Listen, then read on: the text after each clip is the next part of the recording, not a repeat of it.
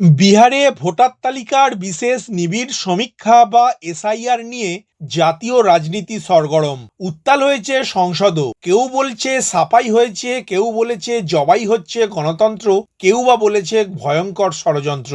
এই আবহে প্রথম দফার সমীক্ষার কাজ শেষ হয়েছে। বিহারে ভোটার তালিকা থেকে কী কারণে কতজন বাদ পড়তে চলেছেন এবার তা পরিসংখ্যান দিয়ে জানালো জাতীয় নির্বাচন কমিশন। নমস্কার বন্ধু, আপনাদের সাথে আমি অনিমেষ। আপনারা এখন দেখছেন কুন্ডু টেলিকম ইউটিউব চ্যানেল। চলুন শুরু করা যাক আজকের আপডেটটি।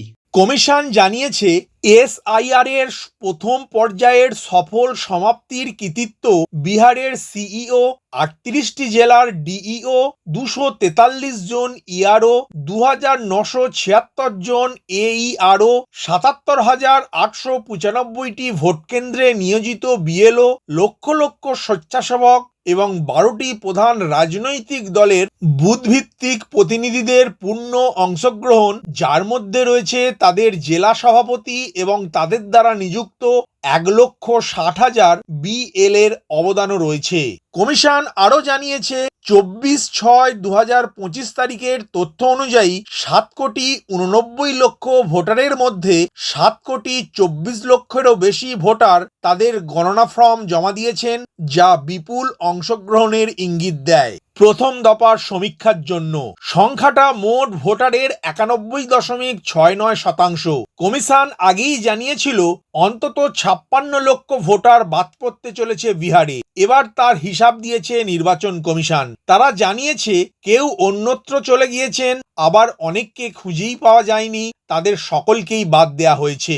voters.eci.gov.in ওয়েবসাইটে গিয়ে অনলাইনে অথবা ইসিআই নেট মোবাইল অ্যাপের মাধ্যমে 16 লক্ষেরও বেশি ভোটার ফর্ম পূরণ করেছে এবং 13 লক্ষেরও বেশি ভোটার অনলাইন থেকে গণনা ফর্মের ডাউনলোড এবং একটি প্রিন্ট আউট করে ফর্ম পূরণ এবং স্বাক্ষর করে জমা করেছে নিজ নিজ বিএলওর কাছে অথবা বিএলওদের হোয়াটসঅ্যাপ নাম্বারে। কমিশনের হিসাব অনুযায়ী 22 লক্ষ মৃত ভোটার রয়েছে বিহারের ভোটার তালিকায়, যা মোট ভোটারের 2.83%। 36 লক্ষ ভোটার তাদের পুরানো ঠিকানা ছেড়ে চলে গিয়েছেন অন্যত্র।